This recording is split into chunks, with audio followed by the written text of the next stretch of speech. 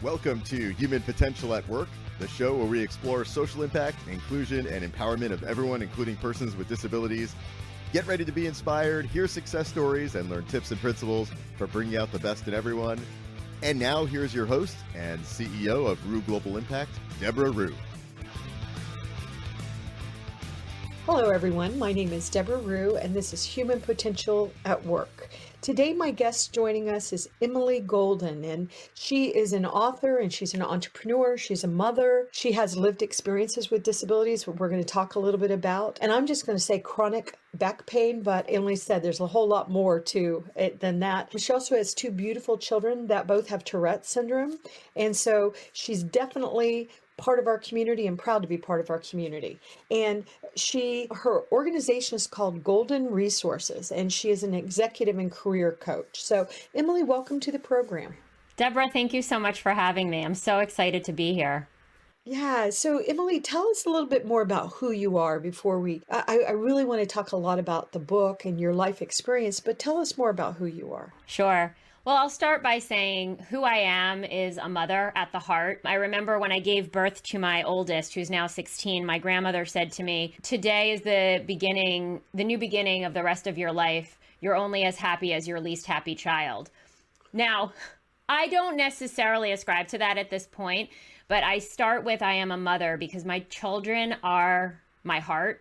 Maddie, who is 16, and Max, who is 12. I'm a mother, I am a coach, an executive and career coach. I say, but really at the heart, what I do in my work every day is support humans to be fully expressed, to live into their full self and to show up powerfully at work, being who they are completely. And my experience in this work is deeply connected to my heart because I lived for so many years in the corporate world trying to be someone that I wasn't and felt so out of connection with myself. And I didn't even know that was what was going on. And so now I get to work with people who are in corporate and running their own businesses to support them to be fully expressed. Yeah, and it's interesting that the way you said that, because recently I was talking to a friend of mine that works for a very large corporation, and the corporation is saying that they all need to come back in July. And this woman happens to be a mother. She has two children and a wife and an engineer, and she's really troubled about going back. And she feels that she was more productive at home and she had better life balance and everything. And she was very upset about it. And I said, have you taken the time to really stop and check in with those emotions and see what are those emotions telling you? And I said, for example, are those emotions telling you this is the right job for you still? Or are those emotions telling you in March that you don't want to go back and to that old way of doing things? It doesn't really speak to your heart. Maybe it never did. And so, yeah. And I think a lot of people are struggling with this right now. They've seen the world be very different.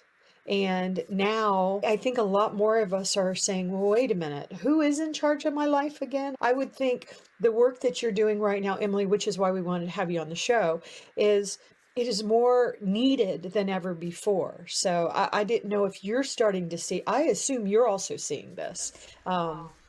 Absolutely. Every morning I wake up and every night I go to sleep, and I am so grateful that I chose to make the leap when I did. In 2015, I decided to study to become a coach. This is the best time for this work, and I have it that it's only going to get better. And by that, we are living in a time where it is the time of inquiry. It is a moment of curiosity. It is an opportunity to look within and to ask ourselves, what do I truly want? What do I truly desire? And to own and believe that we can manifest what it is that we desire. And I have done that in my own work, in my own life. I wouldn't be leading others if I hadn't experience that radical transformation myself. And I want to dig in a little bit into coaching as well, because we are working on a nonprofit now, and it's called Billion Strong. And the nonprofit is all about identity and people with disabilities, where it's for the community of people with disabilities that, according to the World Health Organization, is a billion people. And we know it's bigger than that. And so really getting this community of people with disabilities to really embrace their true self, their lived experiences, really empower each other. And one thing that I believe needs to be done a lot more for this community is we need to have executive coaches and career coaches. We have job coaches, and job coaches are very important to people like my daughter that have intellectual disabilities. It's wonderful. But I think as society, we don't elevate job coaches in the same level that we do with career and leadership coaches. So I think we have an opportunity to elevate those coaches as well. But the question I have for you, Emily, is that a lot of people say they're coaches. And I was wondering if you could just take time to talk to the audience. I think you've already grounded this in a way as you talked about your life experiences, but I actually have a coach that I've worked with for years, and he's amazing. But just because somebody says you're a coach doesn't mean they're the right coach for you. And I was just wondering if you wanted to take that on a little bit. I would love to. Anyone can hang a shingle and call themselves a coach. Anyone. And that is of great concern to people like myself who believe in the highest form of rigor and education around the practice of coaching. So this is an deregulated, unregulated industry, however you call it. And so it is so important if you are considering coaching, and no one needs a coach, quote unquote, and everyone deserves a coach. If you are considering coaching, it is so important that you talk to a few different coaches and that you get acclimated to the different styles and you check in around chemistry. Again, anyone can call themselves a coach. For me personally, I am certified as a master certified coach under the International Coaching Federation, and that is the highest level of coaching certification one can get under ICF. Only 4 to 5% of all coaches worldwide hold this distinction, and I say that so proudly because I have worked so hard to get to this place. Coaching is not about me giving you advice. It's about me supporting you to go inward and to find your own wisdom and to excavate that wisdom so that you can then live your best life. There's no shortage of information out there. So anyone that's considering working with a coach, awesome. And talk to a few different people so that you can really get to know what style works for you. And I'll be honest, Deborah, I have spoken to people and I have said, coach, I'm not the right coach for you.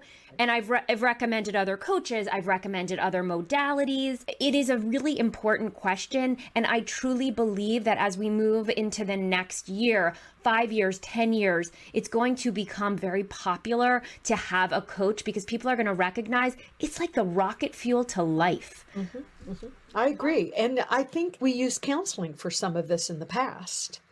And I know Doug Foresta, my producer, he's a counselor. And it's just interesting because I have used coaching periodically throughout my life when I just, like this woman that I was talking about, she needs a coach right now because her emotions are telling her something.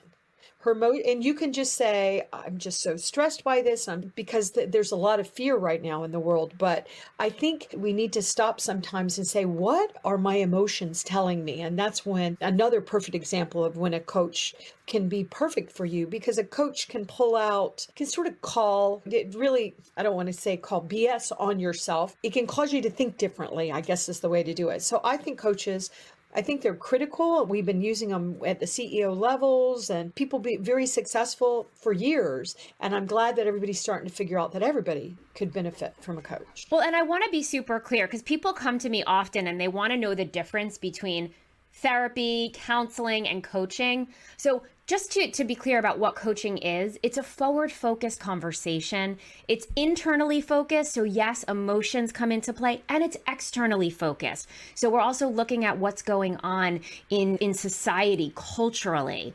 It's all about creating your future. As a coach, I hold my clients as whole and complete.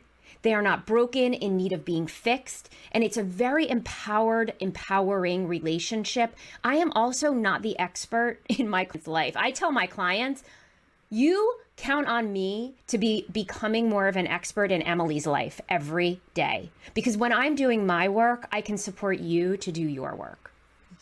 And so how did the book tie into the work? So let's just go back. You mentioned that I have a disability. I have a spinal deformity called Klippel-Feil syndrome. It's very rare. What it means is that I am missing discs in my cervical spine. And I have a pretty impacted case. I'm missing 6 discs in my cervical spine. And when I was born, my head lay limp on my right shoulder, and the doctors didn't know what was wrong with me. And in fact, my mother recently shared with me that she was quite afraid of me and actually afraid to bond with me because it was scary for her.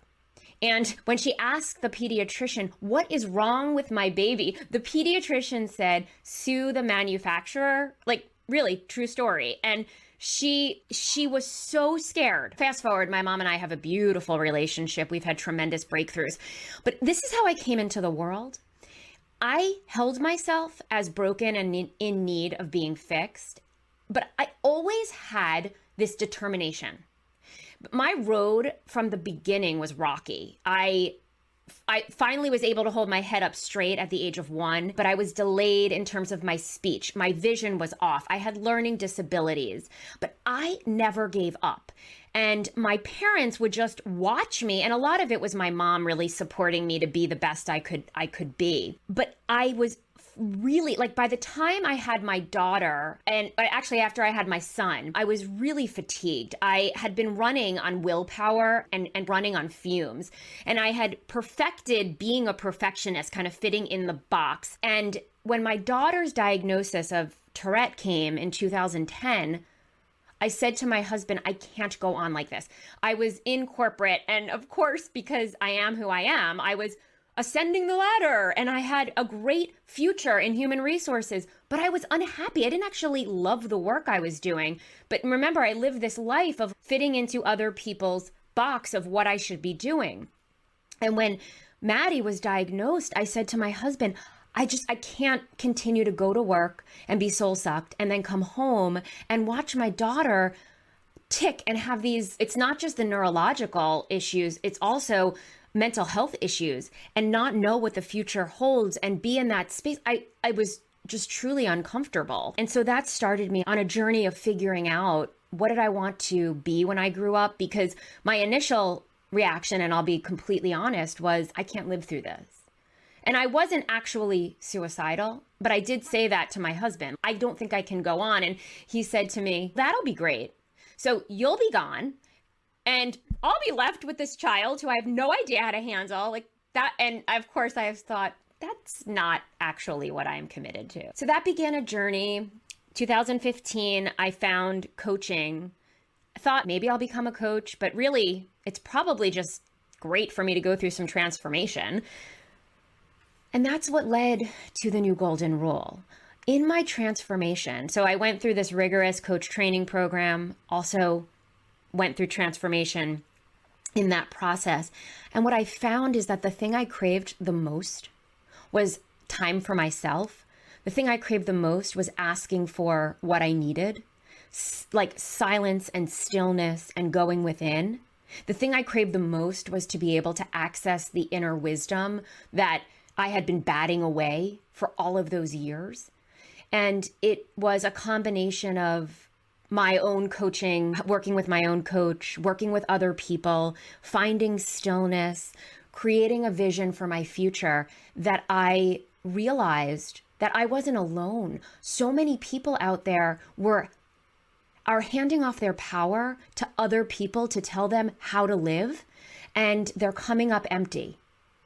So the old golden rule says to treat other people the way you want to be treated. And right on the surface, it sounds like a great mantra to live by. But when you really dig in, it's all about what you get back from others, right? Treating others in a way so that you get it back. And I say, toss that on its head. Treat yourself the way you want to be treated first. Well said, beautifully said. And your son, you said, has also been diagnosed with Tourette's. What have you learned about yourself walking this journey with your two amazing children that have Tourette's? Very misunderstood too. Tourette's is very misunderstood as well. Absolutely. So my son has Tourette and learning involvement and anxiety, and he's actually a more complicated case than my daughter. And what I have learned from both of these children is just how, one, imperfect life is, and two, how much there is to learn from the imperfection. I look at their diagnoses as, if I didn't get the message from God with my own spinal deformity and generalized anxiety, my kids are the constant reminder that we don't have certainty in this life. There is no controlling, quote unquote, what happens in life. Life is about the journey, not the destination. There is no there. And so what I have learned is to be with life, to be in the moment. And I don't do a great job of it all of the time, but there's nothing like a child with special needs who you could future trip and worry about what is going to happen and cause yourself so much pain and suffering, or you could be in the moment and just find joy. And that's what I've chosen. That's what I've chosen to do. Emily, has your work shifted because of what we're all walking with this COVID-19, stay home, the pandemic? I wouldn't say my work has shifted. I would say the demand for my work is incredibly high. I would think so too. And what's amazing is I have curated a network. I love people, and I've curated a network of incredible coaches that I work with. So when someone comes to me, and if I'm oversubscribed at the time and I'm not able to take them on, I have other coaches that I partner with. I'm working inside of organizations. My real passion, like the thing that is going to make the lasting difference in the world when I'm gone, is bringing awareness in organizations to neurodiversity, creating more inclusion around mental health and different medical issues. So many people are walking around hiding that they themselves have mental health issues or a family member has mental health issues. And I say, enough already. It's time to stop that. Yeah, we're shaming people because they struggle with mental health issues. And I know my mother struggled her whole life. She had a borderline personality disorder. And I remember when she was diagnosed, the doctor said to me, not in front of my mom, this is a really hard one. This is a really tough diagnosis. There's not a lot we know about this diagnosis. And I've struggled I have ADHD, but it causes, because of the hyper intensity. I'm a wonderful entrepreneur, but I don't know when to stop. And so I have intense anxiety. And anxiety it's a terrible feeling. Chronic anxiety is not fun, but it's just what I live with. So I think a lot of people are starting to realize that maybe the way we were doing things before didn't make sense. So are you working with, because I would see such great benefit, for example, using the example of the woman I was before.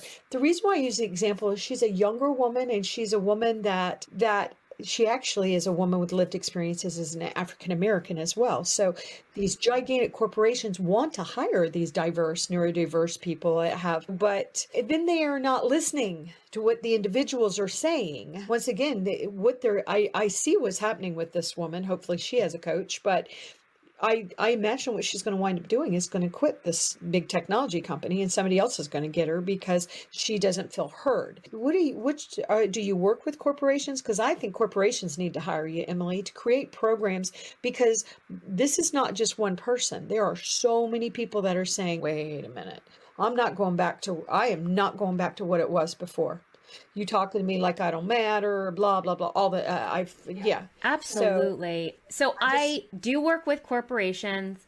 I am in the process of creating an online course to buddy as a cousin to the book, which is some deep, it's around personal development it's for professionals and it's personal development and it's for organizations to support their people to be able to use the language and support their employer to support them. A lot of times the employer just doesn't know how to be helpful. They want to be, they just don't know how to be. And if we go back to what I originally said, which is as a coach, I hold my client as the expert. I believe that if we're tapping into our brain trust within our organizations, we actually have all the information we need to create the programs. But leaders and organizations need to have the vulnerability to say, I don't know what I don't know.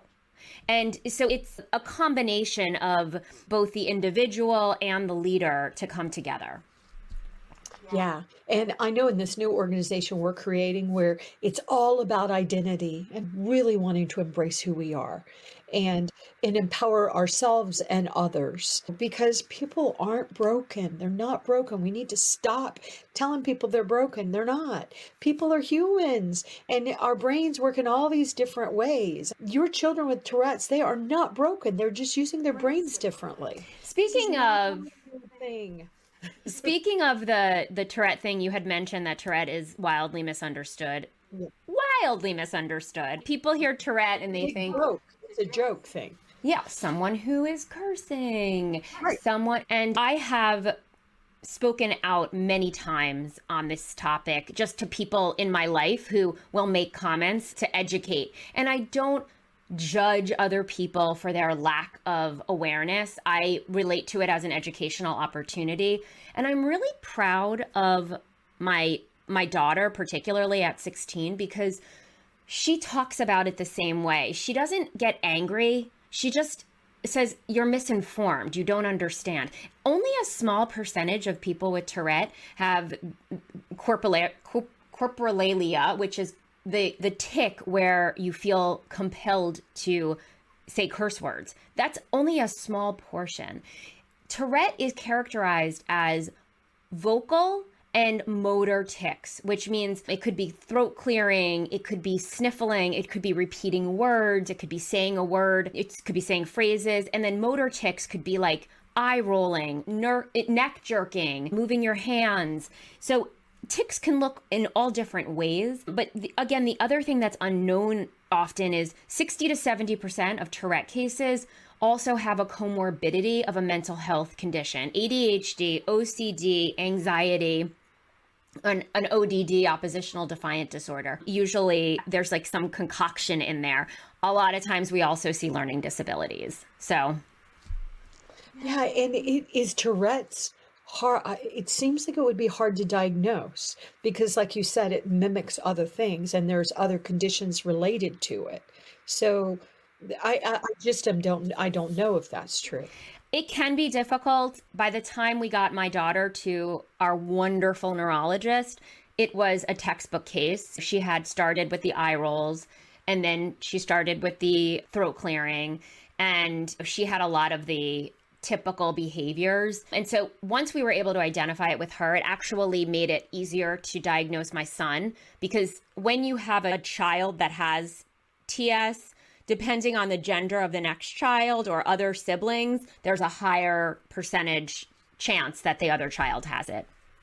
Okay. All right. It's very interesting. I was just on a panel the other day with a gentleman that has Tourette's that works for Microsoft. And I've had a previous guest that had Tourette's, and the way it facilitates is very different for each person. And there was a lot that I did not understand, because there's a lot to understand. It is complex. And once again, I think those life experiences actually make you a better coach, because It's when we have to walk these difficult paths. We're all going to walk difficult paths as part of being here. And how can we grow and learn and evolve during? I'm walking a real sad path right now, which has surprising silver linings. With my husband having, they're calling it Alzheimer's now, but it's late stage Alzheimer's. And actually, and my daughter had Down syndrome, so I remember celebrating. I'm sure your mom did, as she achieved goals, and her goals would be, maybe somebody else would walk at 1 and she might have walked till she was 2, whatever. She achieved them. And it's hard to watch things being taken away from an individual, which is happening to my husband in chillingly rapid speed now. But there's these sometimes beautiful silver linings along the way. And I'll just ground one that might not sound cool to people, but it actually is cool, in that something happened to my husband about 6 months ago. And I don't know what it was, but he started seeing, what he said to me, people. We live in the woods. And so he would see people in the woods and he would describe them to me: men, women, children, women holding babies. And I don't know what he's seeing. And maybe he's seeing something that's there that I don't see. I have no idea. I'm very spiritual. And I was talking to his neurologist, and what I did not want the neurologist to do was medicate it out of him. And I was afraid to even tell the neurologist, but he said, is it scaring him? I said, no, I think it gives him great comfort. And he's, this is a good thing then, because I don't know. There's so much we don't know. And it seems like now we're realizing that even more. But let me ask you. Oh, thank you. It's, you never know what people are walking, but when you decided to write the book about the new golden rule, I'm fascinated with that. And I was just wondering if you wouldn't mind exploring that a little bit more. The thing that had me write the book, I was never going to write the book. Again, I talk about my challenges, right? So I had learning disabilities, and one of my learning disabilities was around reading comprehension. And so it was anyone's guess that I would not be the author. I was called to write this book. And what I mean by that is I would be working with clients and I would hear, you need to write a book. You need to write a book. You have all of this wisdom. You need to share it. And as I really got connected with myself around it, I recognized that by writing a book, I could share so much more broadly these ideas and thoughts and beliefs that I have for anyone who wanted to consume it. Not that it's for everyone. It's definitely not. But I also feel like the messages in the New Golden Rule are so timeless. And I wrote it, I just finished it up around the time of COVID, and it's yet so applicable now. And so I felt called, and I listened to the calling, and I have to say, I don't think this is the last book I'll write. I know, isn't that so funny? I was told when I didn't finish college, but when I was in my first part of my college, I wanted to be a journalist. And I had a professor tell me that I was one of the worst writers he'd ever had in class, and I should change my major. And I did change my major, and I focused on mass communications instead, but I've written 3 books. So and every once in a while I'll hear his voice in my head, and I'm like, yeah, you don't know what you're talking about. I'm sure I'm more successful than he is, because he's just a college professor that's trying to break people's hearts and their dreams. It's a shame when people forget what role they should play. But I do want to remind the audience again that the name of the book is The New Golden Rule, and I'm just reading the last part of it. The Perfectionist Guide to Greater Emotional Intelligence, a More Fulfilling Career and a Better Life. And that is Warren Publishing is your publisher. But I will remind everybody that not only does it really help Emily for us to buy her book, but it really helps to write reviews about the book and to tell others on social media about the book, because the way people find out about books is very different these days. So I want to say that. But I also want to ask you, Emily, because I do understand coaching, because I've used coaching myself, and I've interviewed coaches and stuff, but I think sometimes people aren't sure when they should get a coach, and how does it work why am I even asking for a coach? Do I get a coach because I don't know what to do with my career? I was just wondering if you would ground it a little bit, assuming maybe not all of the audience know When do I do it? How does that even work? And how do I begin? Once again, Emily's a great resource as a coach. If she isn't the right coach with you, she has all these colleagues that she can send you to. But I just was wondering if you would ground it that way a little bit for the audience. First off, thank you for plugging the book and for the request for reviews. This is a whole different world for me. When my publisher said, ask for reviews, I thought, people will write reviews if they have something nice to say. And she said, you have to ask for reviews. Different world. Okay. So how do you know when you need a coach? Again, no one needs a coach and everyone deserves a coach. So if you are at all curious about the modality, I would encourage you to reach out to a coach to have a conversation. Most coaches are willing to have a complimentary conversation with you to explore whether or not coaching is right for you. So you can go to the International Coaching Federation. I think the website is icf.org. I think I can double check on that. And there's tons of coaches that are listed there. You can always reach out to me. golden-resources.com is my website. So how do you know when it's time? If you are someone who has been in therapy and you've gotten benefit from therapy, and you're looking to take awarenesses that you've generated in therapy to the next level, coaching likely is a great modality for you. And it could be in any realm. So I coach particularly in the realm of professional life. That doesn't mean we don't venture into personal life at times, but there are people that are specifically life coaches who work in all areas of life. There are people who work in relationship coaching. There are people who work around addiction coaching, trauma coaching. I am actually a trauma-informed coach as well. And the reason I got certified in trauma is because when the pandemic hit, it was my sign, it was time. I knew I wanted to, as someone who has experienced multiple traumas from being born to my daughter's diagnosis, my son's diagnosis, to many things in between.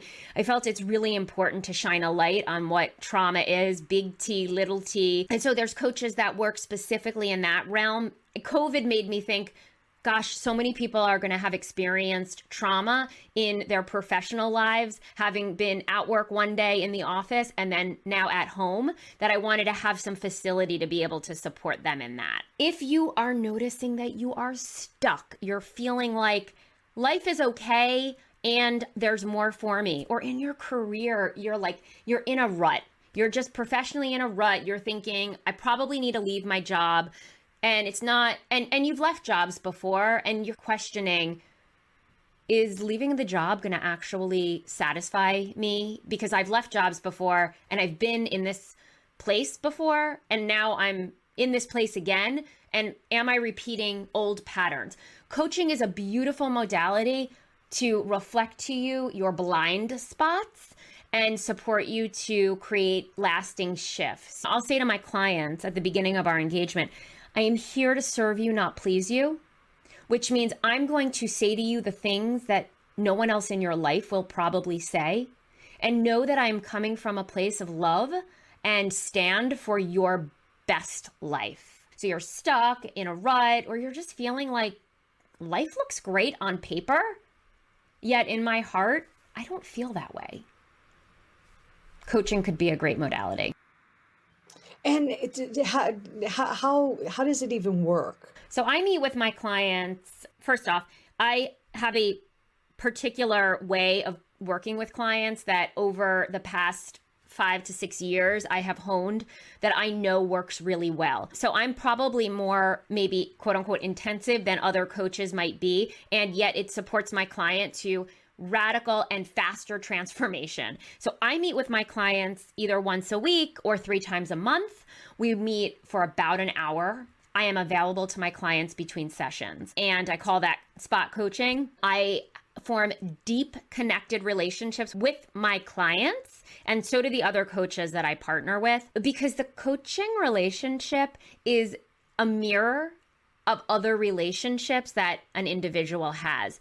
So when I can get into deep relationship with someone, I get to see all of their stuff, the good, the stuff that gets in their way. So it's really important that we create this tight container. There are other coaches that I've talked to that meet with their clients much more sporadically, and they say, my client needs time to implement their practices, their homework. And I completely respect that. Personally, my experience is the more we meet over a short period of time, the greater the transformation. And then sometimes after we've gone through the arc, if you will, I will meet with my clients on a more sporadic basis. But we have to go through that initial kind of bonding period so that I can say, hey, I'm noticing I have one client who has a lot of similar perfectionist tendencies to me. So I could really spot when she was showing up 3 or 4 sessions in, like, ashamed that she hadn't done some of the practices that we created. And instead of looking at what she hadn't done, we actually looked at how this pattern plays out in other relationships in her life, relationships with jobs, her body, her partner, and she opted for a breakthrough. And so doing her practices became the thing that we put to the side. And it started to become about recognizing what was getting in her way that had her not taking action or wanting to lie and say, I did it to make me happy. Oh gosh, I know. I could see how that would happen too. And one reason why I was digging in a little bit more to your coaching was just because I'm finding so many people are coming to me now that are confused about the future.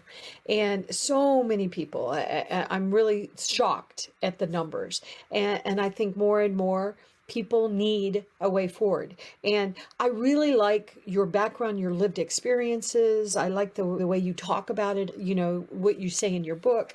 And I also think it's so important, and I'm really speaking more to the audience now, also to you, but I think it's very important that if we have the choice to select coaches that have lived experiences with disabilities, as we really own who we are, I think, once again, the World Health Organization says there's over 1 billion people in the world with disabilities, and then you add that to the people that love someone with the disabilities, and it gets even bigger and bigger. So one thing that I want to continue to encourage our community to do is to support our community. So I know now the coaches that I recommend, I'm going to recommend you because you have a lived experience of actually being told you were broken, which you weren't. And I think it's just really important that the community support the community, and hopefully the community comes out more and talks about their lived experiences, especially if there are individuals that can hide that they have a disability, because we're just human beings, and the reality, we are going to move in and out of disabilities. Some of us are going to stay in disabilities their whole life. Some of them are going to acquire them later, like my husband did. But I think it's time to really honor each other. And so I love the work that you're doing. I actually think, just based on this conversation, you'd be an amazing coach. So highly recommend it. I want to make sure that we repeat the name of the book, your website again, talk about in social media. I want to make sure people know how to get hold of you, Emily, but I'm also hoping, and I'll say it on air, that you'll come back on the show again in the future and tell us more, because you are part of us. You are part of our community. So I'm just so glad that I know you now.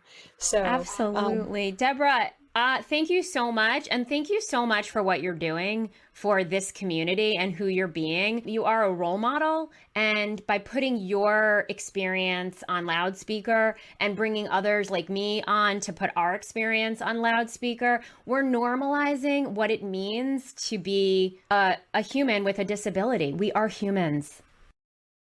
Yes, and we've got to stop saying that part of us don't matter, because we do. We have a lot of work to do. There's a lot of work to do. We have a lot of corporations that listen to the program, so I would say to corporations, your employees are scared.